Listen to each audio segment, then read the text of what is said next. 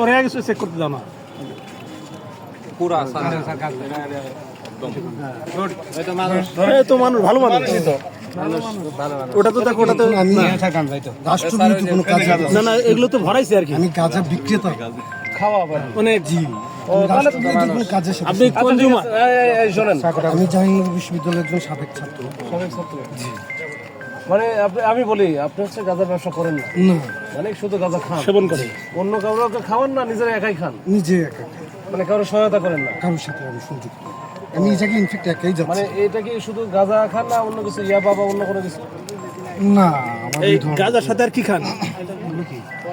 Paper ওগুলো যে গাঁজা পেশায় হ্যাঁ হ্যাঁ হ্যাঁ হ্যাঁ। এই তুমি তো জানো সব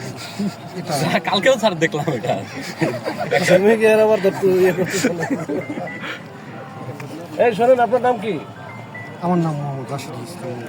এখন কি করেন এখন কি করেন এই মুহূর্তে বেকার বেকার মানে জাহাঙ্গীরনগর থেকে পাশ করছেন জি